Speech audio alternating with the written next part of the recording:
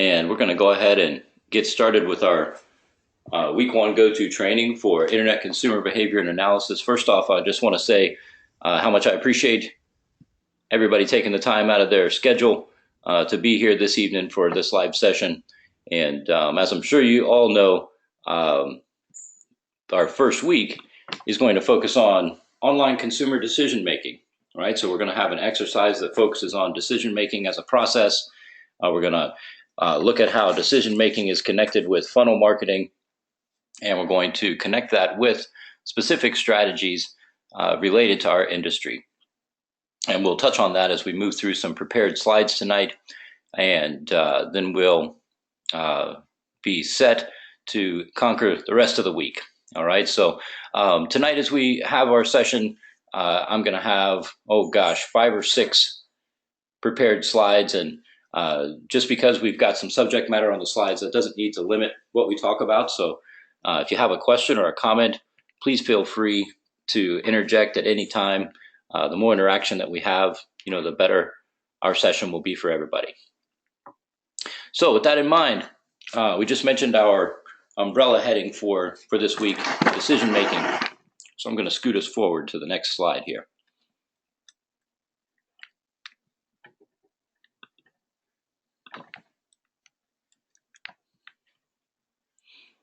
Maybe. All right, so the first thing that we'll address here is website structure. When we think about website blueprints or more developed versions of blueprints being website wireframes, and then kind of the next step after we get a wireframe would be a mock-up, right? So websites, as we know, develop in stages. Some folks in the program are intimately familiar with those stages, and for other folks, it's part of the learning process to connect with internet marketing as an industry and to master the subject, right? So what we want to connect with this evening, one of the things we want to make sure that is clear is that the structure of the websites, which of course begins with the blueprint of a website, is connected to consumer behavior right off the bat, right? Lots of times programmers and developers that you speak with, or even clients that you speak with, may not understand that connection, right? They certainly may be great at what they're doing, but they may not see that part of what they're doing is connecting with the consumer. As soon as they choose a color palette, as soon as they choose a logo, as soon as they choose their H1 headings or their large headings on pages, all of those elements, design elements, are going to connect with and influence consumers' perception and consumers' behavior. All right, so there's a couple of interesting links I've got on this slide. I don't necessarily want to go through everything on these resources, but I do want to share them with you. This top resource, you guys will have plenty of time to see at another time, right? This is going to be one of our big resources for this week with assignment 1. But I want to see if technology will allow me to connect up with this guy. I am actually, I will admit, a PowerPoint person, not a Keynote person. I am old school like that. And I don't care if people know. All right, so let's just take a quick look at this initial resource. All right, so there have been dozens and dozens of decision-making process models, right, that have been introduced in the last couple of decades in marketing. The one that we capitalize on, or that we apply this week, is from Dave Chaffee. It's specifically designed for internet consumers, as opposed to some of the other models that are more connected with traditional advertising and may or may not be customized to our industry. Some of the earlier ones that were developed in psychology, for example,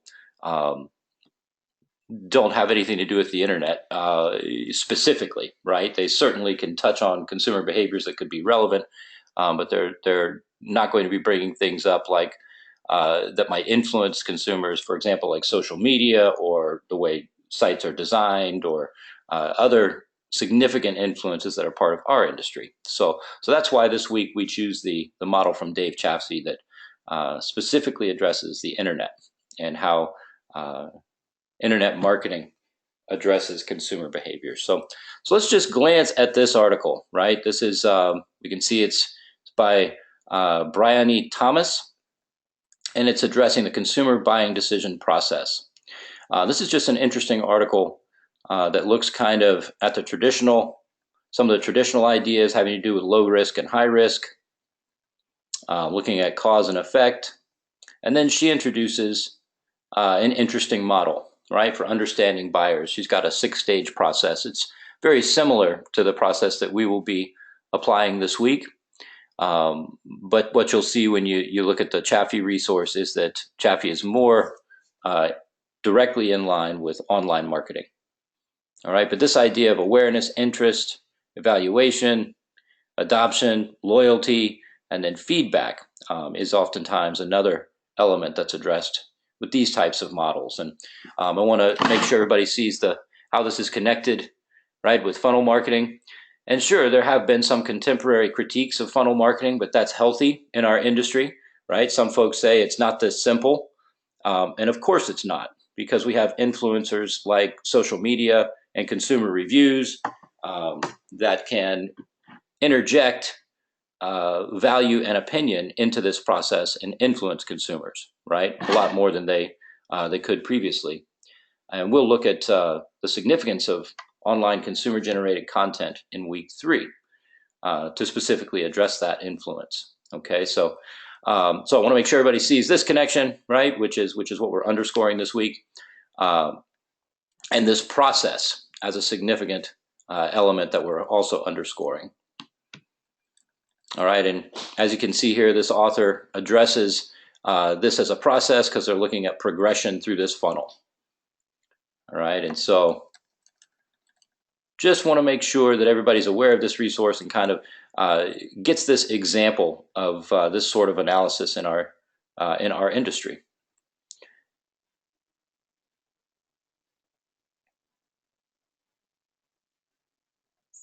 And of course, one of the greatest parts is this cartoon. Not sure what they're stepping into, but they're certainly not stepping into the funnel, right? All right, so there we go. All right, so I want everybody to be aware of this resource and to see that it serves as an example connecting the consumer decision-making process with funnel marketing. All right, and that connection will be even more clear as we move through our material this week.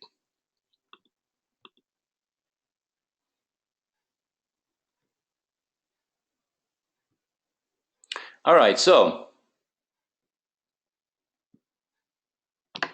here's a big question that we need to ask ourselves, right? That ties in with our example we just evaluated there. Are websites structured randomly? Of course, this ties into the blueprint example earlier and the wireframe reference from the very beginning of our session. So of course, sites are not structured randomly, right? Should sites be designed to present options and help consumers make decisions based on their needs? Yes, right? This whole idea of consumer decision-making being a process. Folks, in these different forms of consumer decision-making models, it's oftentimes underscored that, folks have a need. They choose to solve that need through evaluating options, right? And then at some point, you hope that you turn that evaluation into a situation where action is taken and you have a conversion, right? So our websites should be structured in such a way that we help facilitate conversions, of course, right? So let's see. With the first assignment, we're going to underscore the significance of decision-making as a process. Exactly. The analysis of decision-making demonstrates the importance of design and online paid advertisement campaigns based on promotional content and offers designed to move consumers from interest to action. So one of the things we want to make sure to understand that can be part of this process in our online marketing realm is we want to connect different elements of our marketing mix. And a really good way to do that that illustrates this this consumer decision-making process, and also ties into funnel marketing with this week, is to understand that an example of a advertising campaign could be a text ad, right? If you've got an AdWords campaign going for a given client, and you also are working with them with their website, or even if you're not, you can connect the intent of your text ad to drive consumers to a specific landing page, right? And that landing page should be consistent with your text ad copy, right? So what it is you're hoping that the justification for a consumer clicking on an ad should be validated when they get to the landing page that's connected with that ad, right? So we want to have consistency to engage the consumer at the point at which the verbiage we have in our ads would connect with their buying process, right? And as far as AdWords campaigns, I'm a big proponent of disqualification, right? So the more you can disqualify folks that don't have the intent to purchase, the better off you'll be. The more money you'll save your client, and the higher your conversion rates will be.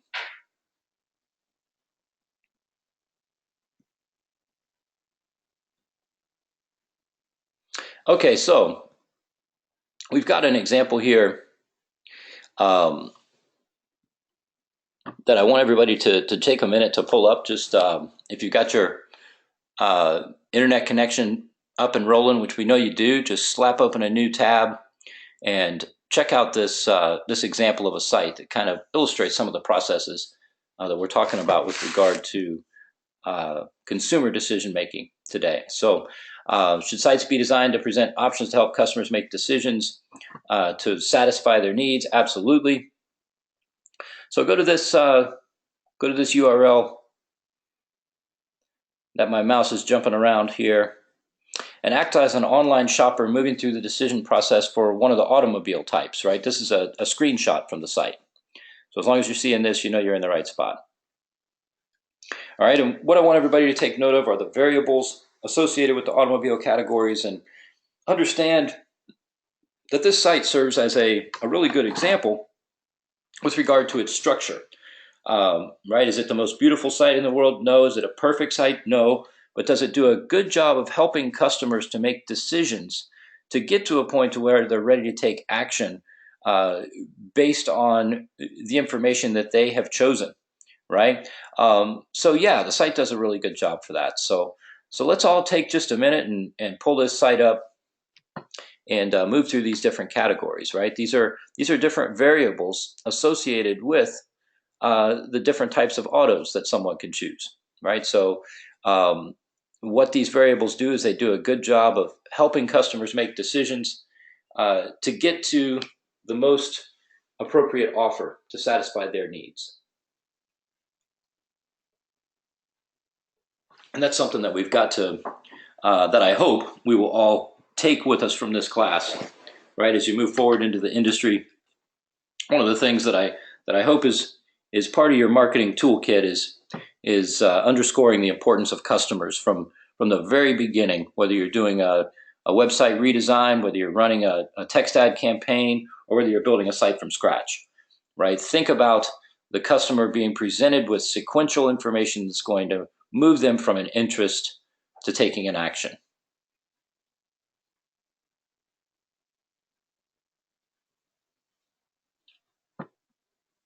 All right, so hopefully everybody is checking out that site and picking out their perfect automobile. And does anybody have any feedback with regard to this site? Does anybody think that it did a good job to help them choose a potential automobile or recommend a potential automobile? Does anybody have any suggestions for improvements for how this site could have helped you as a potential automobile shopper? Any feedback with regard to the structure or how you feel as a potential customer, or how it functioned for you as a potential customer?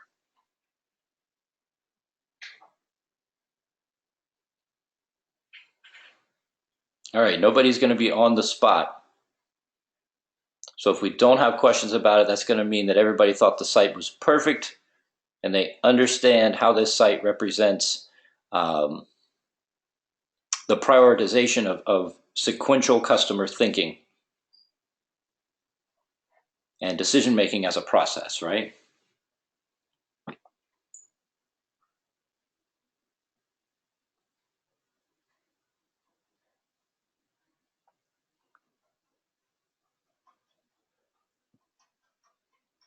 All right, so if anybody's got a question and their mic's not working, feel free to type it into our chat box and that'll be just fine. But that's cool. I'm not gonna beat that idea to death. As long as everybody understands what we're talking about here, then that is just fine.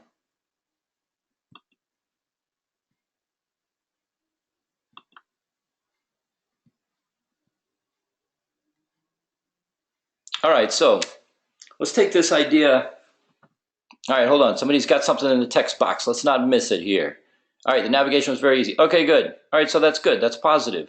And hopefully, as we're working to help customers move from an interest to action, that would be some of the feedback that we got, right? Hopefully the customer would say, yes, the call to action was very clear. I was able to, whatever it might be, download this form, was able to purchase these tickets, was able to purchase these shoes, whatever, the conversion might represent for that client. Whatever it was, hopefully we make that easy for customers to accomplish. All right, so let's look at these questions we've got here on this slide and try to turn this concept that we're discussing back toward our case study websites for the program. All right, can anybody think of how their case study company website helps drive customers from an interest to action after they arrive at their site? Can anybody think of an example of a call to action associated with their case study website? Can anybody think of the strategy that's there to help customers go to different offers related to their website, different price points perhaps, different needs or different offers that satisfy different needs?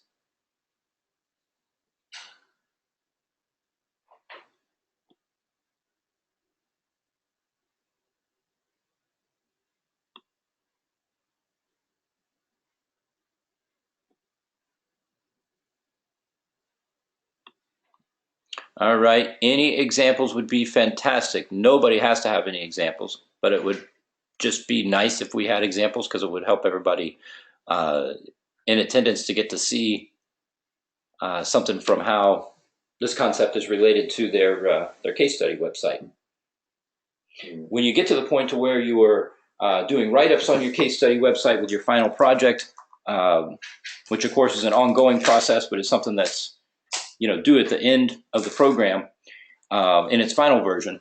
This connecting consumer decision making is certainly an opportunity for critiquing your case study website and offering options for improvement. So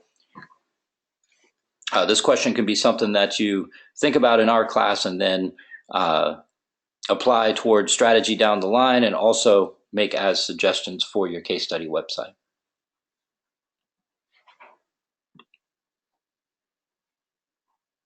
Okay, well, I like to sometimes remind folks and just point out in GoToMeeting trainings that it is a good thing that we are not in a real classroom or a live classroom or a classroom where we are all in the same actual room, because that's when the professor's eyes can kind of look around and kind of, coax folks into into having brilliant responses to these sorts of questions. But online, it's easier to just do our best to share together and not point out, call on folks that may or may not be ready with their understanding or understand their case study website enough to be able to, to discuss this stuff yet. And that's cool.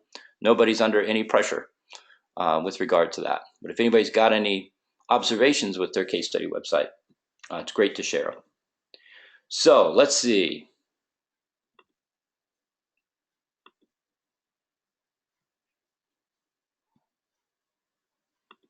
And this is, okay, let's see. All right, hold on. Laura has a response to our last slide. She says, they asked for an email address for further marketing. Okay, great. All right, that's excellent. So if we think about that with regard to consumer targeting, what that's doing is that's generating an email database for future correspondence with clients. All right, and in our fourth week, we will actually be generating a consumer survey and a email, and we will produce an email to deliver that survey link, and we will also be producing a email subject line based on making sure we're in compliance with the Canned Spam Act, making sure that we do our best to keep our emails out of the junk folder based on how we construct our subject lines. So emails are a wonderful way to follow up with customers and of course target customers for future correspondence. So that is a great example that demonstrates a connection with customers. So thank you for sharing that, Laura. All right, so this is the last prepared slide. Let's make sure that the information makes sense here. And this is oftentimes a follow-up question to the ones on our last slide. If folks kind of don't see how their website is potentially segmenting customers based on different offers, this is a good question. If you're struggling with that concept, this is a good question that can help address that.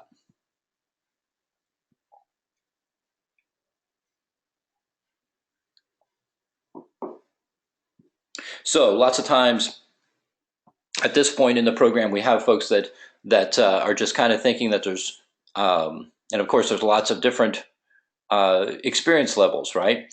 But folks that don't have a lot of industry experience sometimes think that, you know, the point of the website is to get conversions, and you kind of just you put information up on a website and maybe you use some keywords that are relevant to the promotional content associated with your client, and then people, you know, become conversions.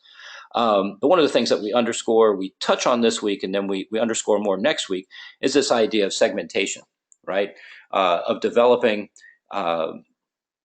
consumer segments over time based on what we learn about our customers. We may have segments that our clients already have that are established, or we may need to help clients begin to collect consumer information to help form segments that can be used as the basis for targeted advertising, targeted emails, and targeted offers that are specific to their needs that are being satisfied as customers by your clients' offers. So, in addition to thinking about decision making, we also want to start to think about getting to know customers, which we'll touch on more next week. Target market analysis will be addressed next week, and of course, what comes after the target market analysis should be the development of consumer segments within the overall target market, right? And then, of course, testing confirms or helps us tweak our understanding of consumer segments over time so that we can maximize our return on investment for our clients. All right, so are there any questions about prioritizing consumer decision-making, about applying a consumer decision-making model to connecting consumer decision-making to funnel marketing, and to making sure that we relate this back to our case study company website as a component of our understanding of consumers? That's a portion here of our first week. Anybody have any questions about anything we've addressed?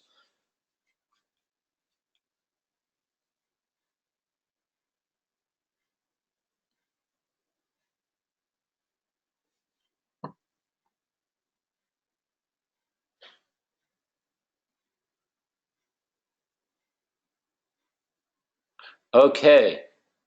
All right. Thank you for letting me know, Laura. And Christine and Laura, I don't know. I may not get this name right. Please forgive me. Jakubik. Bradley Jakubik. Bradley, can you hear me? Are you there? You look kind of grayed out here in our attendee list. I just want to make sure you can hear me. Not a big deal. You can't. Yes, Bradley says, yes, I'm here. Okay, fantastic. I just wanted to make sure. All right, that's great. So, all right. Well, so if we don't have any questions, please understand that our session tonight is just kind of a way to make sure we're all on the same page with regard to what we're addressing this week as our umbrella heading, which is going to be decision making and connecting that decision making with the structure of websites and calls to action in websites that help move customers in line with promotional content, help move customers from an interest to an action. All right. So this connection with decision making, funnel marketing, from the very onset of the first blueprint that's sketched out to address websites with clients. With initial client meetings, I find that even a blueprint sketched on in a notebook when you're meeting with a client, right off the bat, well, what sorts of offers do you have with your company? Okay, great. And how would you like to have those connect with customers, right? And how can we structure this website so that we're introducing information to help provide options and get folks to the different to satisfy the different needs that they might have as your clients. So all right. Well, I appreciate everybody taking the time out of their schedule to be here tonight. And the topics we've touched on this evening, are not just addressed tonight. Please feel free to follow up with me with an email if you have any questions that come up related to our session tonight, or with our discussion or assignment as you get into them this week. So this is not our only chance to address the issues from week one. Please feel free to reach out to me if I can be of any assistance to you, not just this week, but for the entire class. And thank you again for being here tonight. And if there are no other questions about what we're looking at tonight, then this is going to end our session. But I'll give everybody just a couple more seconds to see if anything has come up.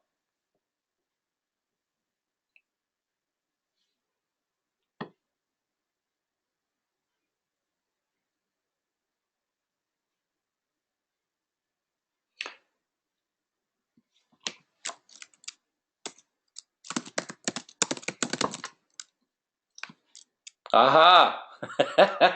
Christine comes in with, yes, can we go over this week's assignment? Of course we can. And I was just typing in the chat box, good night. So you got it in there just the right time, Christine. No problem. Yeah, we're going to see is that our first week assignment is very connected with our discussion so far, right? So I'm just going to go ahead. I will just pull up our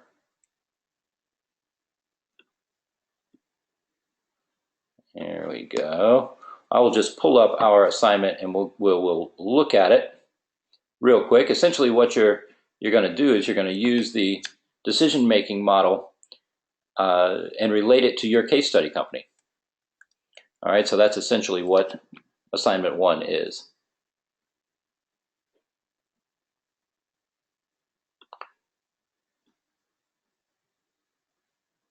So assignment 1 is called decision-making and funnel marketing, consumer decision-making and funnel marketing.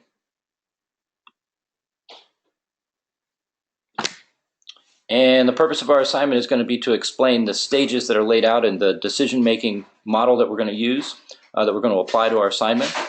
And we're going to describe how the process described in that model relates to funnel marketing and your chosen company. All right, that's one of the big things we underscored with our content. I'm just going to go ahead and pop up this assignment details document for us real quick. All right, so that everybody can get a chance to see our readings.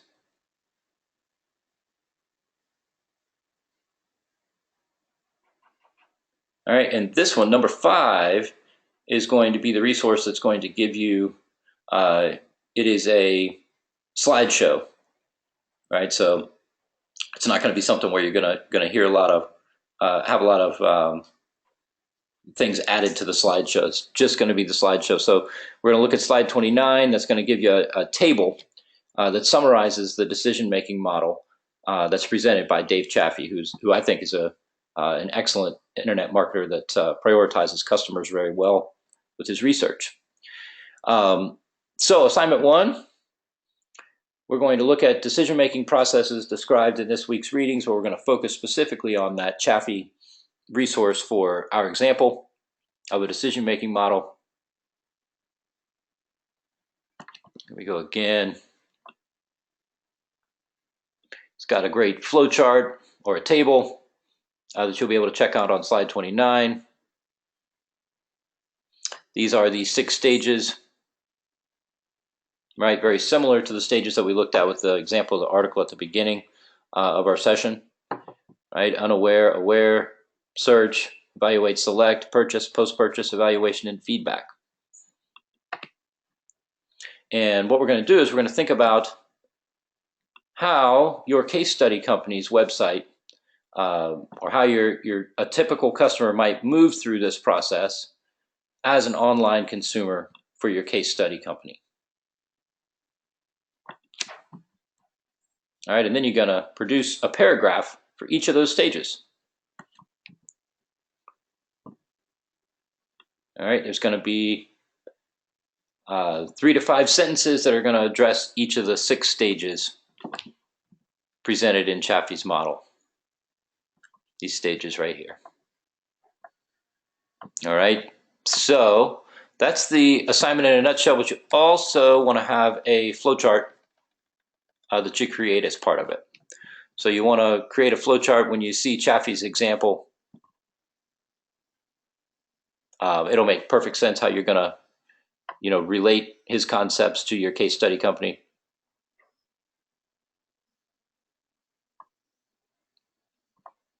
You'll see that the flowchart has 3 columns. Just make sure that you address at least how a consumer decision-making stage is associated with an online marketing tactic. All right, as long as you do that, you will be in great shape. All right, so a paragraph for each of those stages, and then a concluding paragraph, right, that says, why the decision-making process is significant to the online marketing strategy of your company. And of course, one big reason why, and maybe a really good answer for folks to elaborate on, would be because it helps customers move from an interest to action, right? And supports consumer decision-making as a process, right? And recognizes that. All right, and that's it for assignment 1. No trick questions, nothing that should stumble you up, right? You've got a good example there to go by. You apply that example to your case study company, do a paragraph for each stage, and produce a flowchart.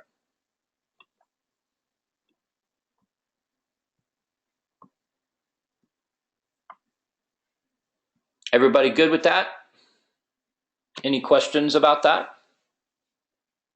Christine, you're very welcome.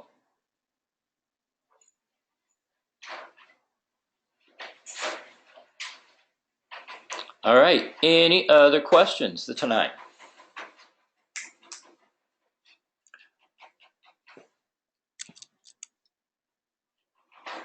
Okay. All right, well, that's going to end our session. I appreciate you all taking the time to be here. And please reach out to me if I can be of any assistance to you during our course together. All right, I want everybody to succeed and to do well in our class, and want to make sure that you have all the information you need so that expectations are clear. Okay, so please reach out if I can be of any assistance to you, and everybody have a great night.